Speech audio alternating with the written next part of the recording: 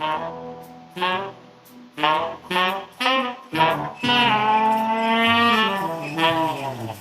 guys, do you see a suspicious character walking around here? Let me know if you have. But anyway, so we're gonna go into diving into insulating my garage door because, as I mentioned on some previous videos, I am now turning my whole garage into my work studio where I'm gonna be doing my 3D printing primarily and doing all the prop making and everything else. So pretty much putting everything into one space as opposed to going back and forth between my house and the wife yelling at me. But that's besides the point. We're going to be using Owens Corning Garage Door Insulating Kit. Everything in here that you need to insulate your door. I have a 2-car garage, so I'm going to be using 2 of these to insulate the door. And we're going to take it step by step, show you what's inside the box, and show you step by step as far as insulating the door. And hopefully that'll fix things so it's not hot, because I am dying right now. I also, full disclosure, I live in Florida, and it is hot. So without further ado, so I'm not sweating so much, we'll open the garage door and then show you what's in here and get to it. So let's go, guys. We're gonna take a pause and we're gonna talk about safety, because fiberglass is some gnarly stuff that you don't want to be breathing in or getting in your eyes or getting in your skin. So I know the kit comes with gloves, but you're also going to want to have to protect your eyes. And of course, you don't want to breathe this stuff in because it gets in your lungs, it gets all scratchy, and it's never good. So wear a good respirator. And if you have some kind of long shirts or like an old shirt that you're not using, wear something in your arms, because this stuff does get pretty itchy. Also cover up your legs, wear pants, wear jeans, some kind of thing. Me personally, I have a jumpsuit that I use to wear on occasions like this or any heavy kind of working that I know is really just to protect myself. And this is what I use. So whatever works for you, make sure you be safe. All right, guys, now let's go into it. When you open the box, you're going to have these little rolls here. This is all the insulation that you have inside the box. So you're going to go and take all these out. And after that, you got these little clips that we're going to go into after this. And you have the 3-inch strips that are included with this package deal here. And then you also have some complimentary gloves. So in case you're out of gloves, you got some gloves to go with that. All right, guys. So you see here, it comes with 4 bundles of these insulating sheets, and each bundle comes 2 full sheets. So what you have in the box is these 3M strips, right? These 3M strips will attach to the plastic holder. This will attach this. The other side will go to your garage door.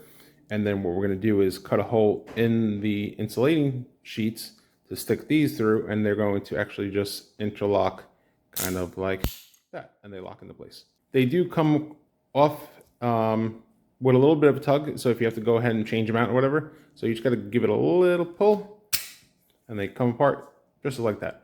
All right, let's go ahead and start breaking these down and measuring for the door, and we get these on there. All right, guys, so once you get the panels out, you're going to want to make sure you measure the spaces. Some of your doors may have the cavities where you can go straight through here.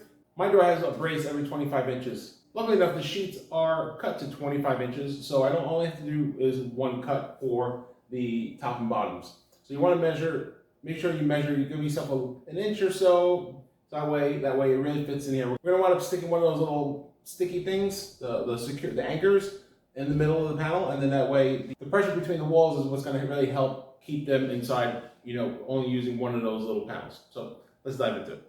So the first thing you want to do is go ahead and prep your doors with the stickies, the 3M strips that they give. Make sure that you have enough. You're gonna want to have to pre-plan where things are, because one of the boxes I had, I was kind of short, so I had to kind of finagle what I was doing and making sure it's like panels that I have a big middle beam here. I didn't want to worry about them over here, because you have the panel here, and then from the struts around the side are going to hold the panels in. Panels that are more exposed, that have nothing here, those are the ones you want to focus on. And also, if you have any short strips that you want to fill in the gaps, you're going to want to worry about those and use the clips for panels like that. All right. Also, if you have a hard time getting the other side of the label off, go ahead and get your box cutter out, the same blade you're using to cut the strips, and just get that blade right behind there, and you'll be able to pop those up, okay?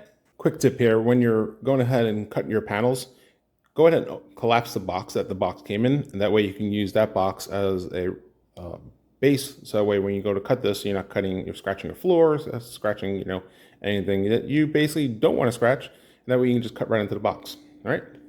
If you have a 2x4 or even better, if you have a piece of plywood, a small piece of plywood like this, mark where you're going to be cutting, and then you're able to stand on one side and push down on the other side, and that way you can get a nice clean cut. Also, this also puts pressure on the insulation. That way you can be able to cut straight through, usually 1 or 2 passes. So somehow I missed the step where I was installing everything, but I'm going to run through really quick because it's actually very simple. But I'm going to run through it really quick because after the cutting part, it's super simple installing these. You see behind you right here, there's this the anchor part that we talked about earlier. Once you've secured the backside to the door, all you have to do is you wind up getting your razor blade and then feeling for where the backside is, feel where the nub is, and then just using a razor blade, cutting a little slit really quick, and then pushing the other side out from the back forward, and then linking the clips together. Push all the sides all the way into the crevices here, and that's it. That's the whole part. The hardest part is cutting all the pieces.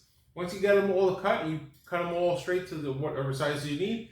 For the most part, all the panels are pretty much the same size, and then come in here and then shove all the insulation in, and that's it. Pretty simple, pretty straightforward, and within about an hour or so, you got yourself an insulated door. All right, guys, so it has been a few days now. I've had the insulation up for a few days, and let me tell you the difference in this room. I don't have the AC unit yet, but just having the insulation on the doors and stopping the sunlight from beating down on this metal door. At the afternoon and the evening time, the sun goes on this side of the house, so I get all the heat in the afternoon. So when I come home after a long day, I'm trying to get some work done in here. It's sweltering, but like right now, it's a lot better. It's more comfortable. It's still a little warm, not gonna lie. It's still a little warm in here, but I don't have the AC unit hooked up yet, but it is a lot cooler than what it normally is, so it's more manageable. I can still open the door now, everything's fine. I think I might go back and do I get some metallic tape. It's like, they use it for duct work. Use that metallic tape for the sides over here. But for the most part, it's in here, it's not going anywhere anytime soon, and it's all in place. I'm pretty happy with the outcome. It was pretty quick. All in all, between 2 boxes, it took about an hour or so. Add a little more time because obviously I'm videotaping for you guys and recording everything. But for a single person, this will take about an hour and change. And it's pretty quick and it's a pretty good investment. So I do recommend this. So if you are trying to insulate your garage door, go ahead and pick this up and insulate your door. It's pretty affordable and it's gonna add value to your space. All right, guys. If you enjoyed the information that you got today, make sure you like and subscribe, hit that notification bell because we're going to be doing a lot more updates to the space and of course, all the normal nerdy stuff. So stay tuned, guys. Until next time, keep making it nerdy. I'll see you next time.